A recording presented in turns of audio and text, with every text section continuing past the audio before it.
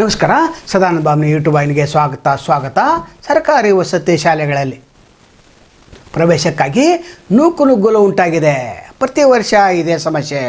ಆದರೆ ಶಾಸಕರಿಗೆ ಇದು ಗೊತ್ತಾಗ್ತಾ ಇಲ್ಲ, MP ಗಳಿಗೆ ಗೊತ್ತಾಗ್ತಾ ಇಲ್ಲ, ಮಂತ್ರಿಗಳಿಗೆ ಗೊತ್ತಾಗ್ತಾ ಇಲ್ಲ.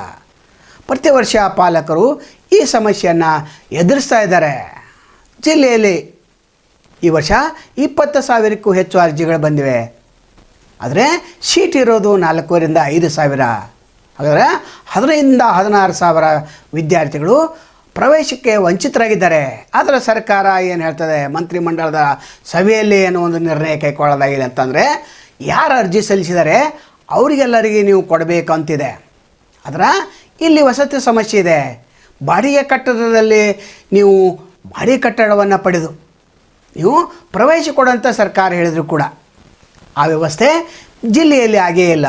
ಸತೀಶ್ ಜಾರಕಿಹೊಳಿ ಇದ್ರ ಕಡೆ ಗಮನ ಹರಿಸಬೇಕು, ಲಕ್ಷ್ಮೀ ಹೆಬ್ಬಾಳ್ಕರ್ ಅವರು ಗಮನ ಹರಿಸಬೇಕು. ಯಾಕಂದರೆ ನೀವು ಮಂತ್ರಿಗಳು, ಏನೋ ಇದರ ಜವಾಬ್ದಾರಿ ನಿಮಗೆ ಹೆಚ್ಚು.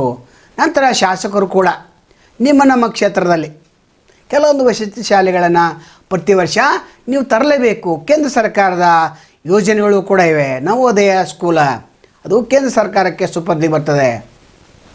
ಪ್ರಿಯಾಂಕಾ ಜಾರಕಿಹೊಳಿ ಅವರು ಇದಕ್ಕೆ ಗಮನಿಸಬೇಕು. ಜಗದೀಶ್ ಶೆಟ್ಟರ್ ಅವರು ಈ ಕಡೆ ಗಮನ ಹರಿಸಬೇಕು. ನಿಮ್ಮ ಕ್ಷೇತ್ರದಲ್ಲಿ 1ರಿಂದ 2 ನವೋದಯ ಶಾಲೆಗಳನ್ನು ತಂದರೆ ಅದೇ ನೀವು ವಿದ್ಯಾರ್ಥಿಗಳಿಗೆ ಮಾಡಿದ ಪುಣ್ಯದ ಕೆಲಸ ಅಂತ ಹೇಳ್ಬೋದು. ಚೆನ್ನಮ್ಮ ವಸತಿ ಶಾಲೆ ಅಂತ ಶಾಲೆಗಳನ್ನು ನೀವು ಸ್ಥಾಪನೆ ಮಾಡಬೇಕು. ಯಾಕಂದರೆ ಅಲ್ಪಸಂಖ್ಯಾತರ ಇಲಾಖೆಯಲ್ಲಿ ಕೂಡ ಇದೇ ಸಮಸ್ಯೆ ಇದೆ. ನಂತರ ಹಿಂದುಳಿದ ವರ್ಗ ಹಾಗೂ ಹಿಂದುಳಿದ ವರ್ಗದ ಏನು ಕಲ್ಯಾಣ ಇಲಾಖೆ ಇದೆ ಅಲ್ಲಿಯೂ ಕೂಡ ಆ ವಸತಿ ಶಾಲೆಗಳಲ್ಲೂ ಕೂಡ ಪ್ರವೇಶಕ್ಕಾಗಿ ನೂಕುನುಗ್ಗಲು ಉಂಟಾಗಿದೆ. ಸರ್ಕಾರಕ್ಕೆ ಇದರಿಂದ ಕಿರಿಕಿರಿ ಉಂಟಾಗಿದೆ. ಅಧಿಕಾರಿಗಳು ಪಾಪ ಮೌನವಾಗಿ ಎಲ್ಲವನ್ನು ಸಹನ ಮಾಡಿಕೊಂಡಿದ್ದಾರೆ. ಶಾಸಕರೇನು ಶಿಫಾರಸು ಪತ್ರ ಕೊಡ್ತಾರೆ, ಆದರೆ ಇಲ್ಲಿ ಅಡ್ಮಿಷನ್ ಕೊಡಲಿಕ್ಕೆ ಸಾಧ್ಯ ಇಲ್ಲ ಅಂತೇಳಿ ಅಧಿಕಾರಿಗಳು ಹೇಳ್ತಾರೆ. ಪಾಪ ಅಧಿಕಾರಿಗಳು ಈ ನಡುವೆ ಶಿಕ್ಕೆ ಹಾಕಿಕೊಂಡಿದ್ದಾರೆ ಅಂತ ಹೇಳ್ಬೋದು. ಅಬ್ದುಲ್ ಕಲಾಂ ವಸತಿ ಶಾಲೆ ಇದೆ, ಅಂಬೇಡ್ಕರ್ ವಸತಿ ಶಾಲೆ ಇದೆ, ಮೊರಾರ್ಜಿ ವಸತಿ ಶಾಲೆಗಳು ಸಾಕಷ್ಟು ಪ್ರಮಾಣದಲ್ಲಿವೆ.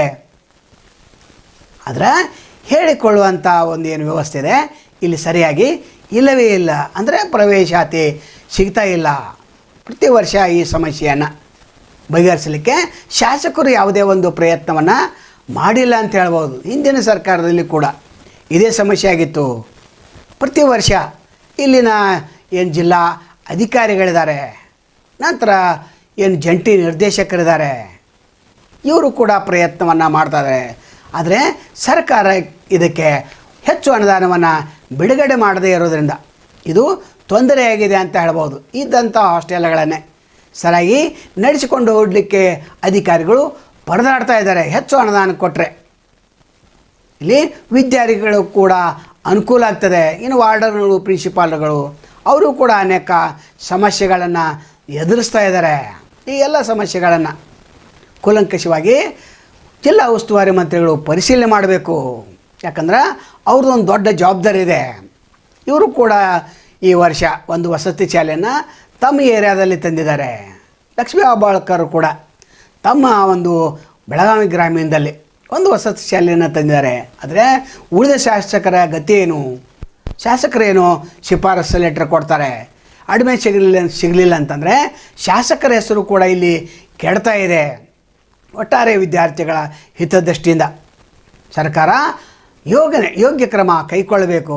ನಂತರ ವಿಶೇಷ ಮಕ್ಕಳಿಗಾಗಿ ನೀವು ಪ್ರವೇಶವನ್ನು ಕೊಡಬೇಕಂತೇಳಿ ಮೊನ್ನೆ ಒಂದು ಆರ್ಡರ್ ಆಗಿದೆ.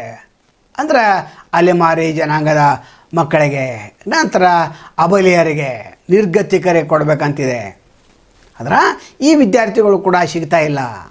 ಇಂಥ ಒಂದು ವ್ಯವಸ್ಥೆಯಲ್ಲಿ ಈ ಸಾಮಾನ್ಯ ವರ್ಗದ ವಿದ್ಯಾರ್ಥಿಗಳು ಅಂದರೆ OBC ವಿದ್ಯಾರ್ಥಿಗಳು ಹೆಚ್ಚು ತೊಂದರೆಯನ್ನು ಅನುಭವಿಸ್ತಾ ಇದ್ದಾರೆ. ಪಾಲಕರು ಕೂಡ ಪದೇ ಸರ್ಕಾರಕ್ಕೆ ಪತ್ರ ಬರಿತಾ ಇದ್ದಾರೆ. ಭೀಮಪ್ಪ ಗಡದವರು ಕೂಡ ಕೇಳ್ಕೊಂಡಿದ್ದಾರೆ, ನೀವು ಹೆಚ್ಚು ಪ್ರವೇಶವನ್ನು ಕೊಡುವಂಥ ವ್ಯವಸ್ಥೆ ಮಾಡಿ, ಹಾಸ್ಟೆಲ್ಗಳನ್ನು ಹೆಚ್ಚು ನೀವು ತನ್ನಿ ಅಂತ ಅವರು ಕೂಡ ಮನವಿಯನ್ನು ಮಾಡಿಕೊಂಡಿದ್ದಾರೆ. ನಾವು ಕೂಡ ಸರ್ಕಾರಕ್ಕೆ ಏನು ಕೇಳ್ಕೋದಂದರೆ, ಯಾರ್ಯಾರು ಅರ್ಜಿ ಸಲ್ಲಿಸಿದ್ದಾರೆ ಎಲ್ಲರಿಗೂ ವಸತಿ ನಿಲಯ ಸಿಗುವಂಥ ಒಂದು ವ್ಯವಸ್ಥೆ ಮುಂದಿನ ವರ್ಷವಾದರೂ ಮಾಡಿ. ಈಗ ವರ್ಷ ಹೋಗಿದೆ, ಮುಂದಿನ ವರ್ಷ ಇದನ್ನು ನೀವು ಮಾಡಲೇಬೇಕು. ಪಾಲಕರ ಸಮಸ್ಯೆನ ನೀವು ಗಮನಿಸಬೇಕು. ಶಾಸಕರು ಕೂಡ ಇದರ ಬಗ್ಗೆ ಹೆಚ್ಚು ಚಿಂತನೆಯನ್ನು ಮಾಡಬೇಕು. ನಿಮ್ಮ ಏರಿಯಾದಲ್ಲಿ ಮುಖ್ಯಮಂತ್ರಿಗಳ ಮೇಲೆ ಒತ್ತಡ ತಂದು ಹೆಚ್ಚು ಸರ್ಕಾರಿ ವಸತಿ ನಿಲಯಗಳನ್ನು ಶಾಲೆಗಳನ್ನು ಸ್ಥಾಪನೆ ಮಾಡಲಿಕ್ಕೆ ಹೆಚ್ಚು ಒತ್ತಡವನ್ನು ತರಬೇಕು. ನಾಳೆ ಮತ್ತೊಂದು ತಮ್ಮನ್ನು ಭೇಟಿಯಾಗ್ತೇವೆ. ಅಲ್ಲಿವರೆಗೆ ಎಲ್ಲಿ ಶುಭಾಗಲಿ. ನಮಸ್ಕಾರ.